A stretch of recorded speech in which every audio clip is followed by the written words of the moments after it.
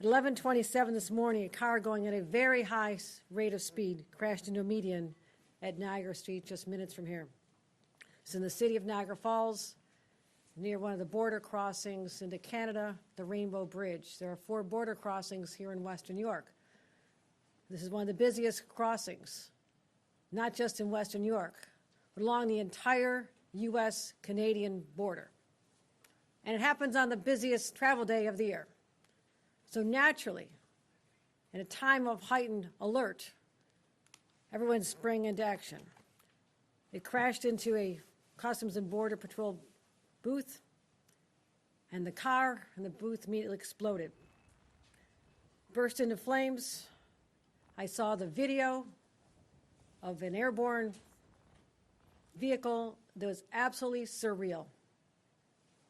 You actually had to look at it and say, was this generated by AI? Because it was so surreal to see how high in the air this vehicle went, and then the crash and the explosion and the fire.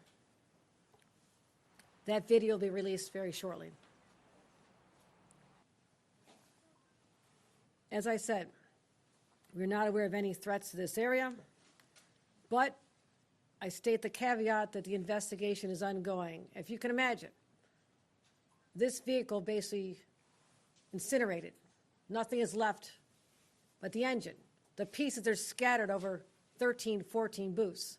So it is a large scene, and it's going to take a lot of time for our federal law enforcement partners who are with me here today and I'll identify, to be able to piece together the real story, to identify the make of the car. Obviously, there is not a license plate.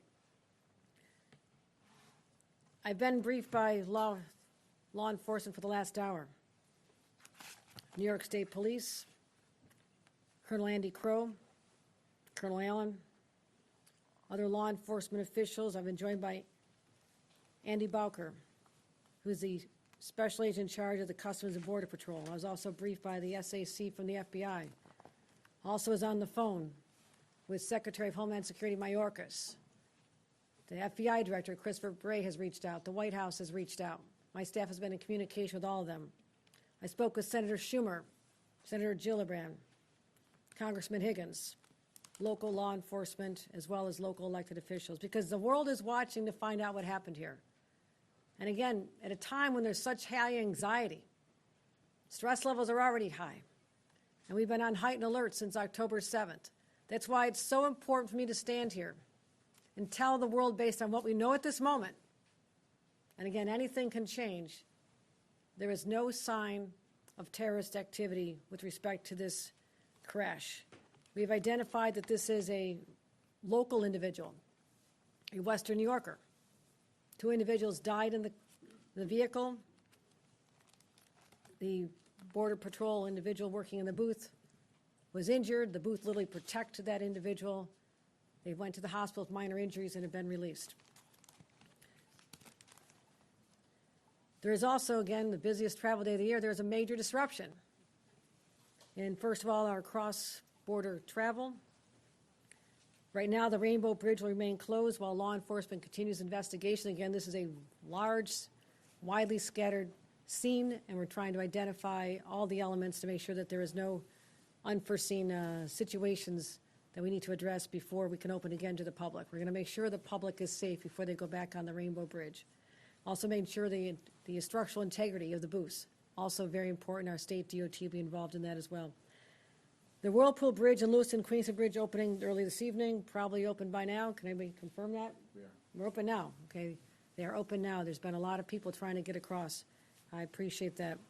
The Peace Bridge, which was open, is already reopened a half an hour ago. For those traveling by train, unfortunately, Amtrak has temporarily suspended its cross-border service between New York State and Canada. And the Buffalo Airport, despite early reports, the Buffalo Airport was never closed and everything is normal. Domestic flights are still active. There has been no cessation in service there. What I want to do at this time is extend my extreme gratitude to all of our partners, Customs and Border Patrol, Homeland Security, FBI, our state police, local sheriffs from Niagara County, Erie County, all stepped up to assist in trying to identify what exactly transpired here beginning at 11:27 a.m. this morning. They gave up their time from their families. They showed up. They reminded us that there are people who put on a uniform every single day, put themselves in harm's way. The people out there on that bridge, in the immediate aftermath of what happened, unknown, the source, the cause of this explosion, were out there doing their jobs.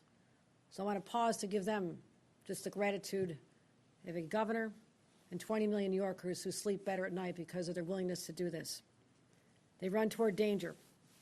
They should be with their families today, but they will not be. This investigation will go on for a number of days, and that's why we will not have any further answers at this time as to the individuals involved, the deceased, any motivation, and there's a lot of unanswered questions. But at this time, we just need to dial down the temperature right now, and that's what I plan to do as governor. Just let everybody know all is well. We're investigating. More information could arise, but based on the preliminary investigation, no sign of terrorist involvement in the horrific explosion that occurred here in Western New York.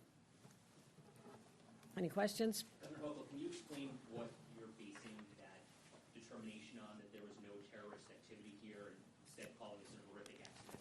That's based on my briefings with experienced law enforcement, with the FBI, Homeland Security, and the Customs and Border Protection. They brought experts. They're still analyzing this, but there's been no indication based on any online threats, anyone taking credit for anything, all the usual areas you look to identify whether or not there's a group involved at this time.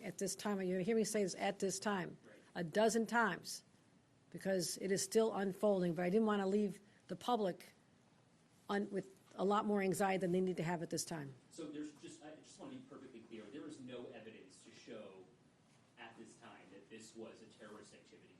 There is no evidence at this time that this was a terrorist activity. And that's what I want to make very clear to the public, just to calm everybody down. This is really important because based on what's happening in other parts of the world, everybody is on edge. And this is an international border. And we've always felt the vulnerability there. But this was I won't call it an accident. It has not been determined to be an accident. You don't know whether the driver was intentional in how they drove. We do not know that. All I know is there was a horrific accident. Well, I won't call it an accident. A horrific incident, a crash, an explosion, loss of life, but at this time, no known terrorist connection. Governor, we saw agents canvassing the neighborhood, specifically near the casino and on Niagara Street. Is there a reason why? Our sources are telling us this couple may have left the casino and were on their way to Toronto. I can't confirm where the car originated at this time, but there is suspicion that the vehicle may have originated in that vicinity. I'm sorry, can you just clarify, of Niagara Falls, or where that car may have originated? Within the city. Of Niagara Falls? Not saying it's a local resident. I'm saying that it's a Western New York resident who was most likely in that vicinity prior to the high rate of speed, extraordinarily high rate of speed that led to the crash into the median that sent the vehicle airborne. And when you see this video, your jaw will drop in disbelief at how this went so high over an 8-foot high fence. It's rather extraordinary.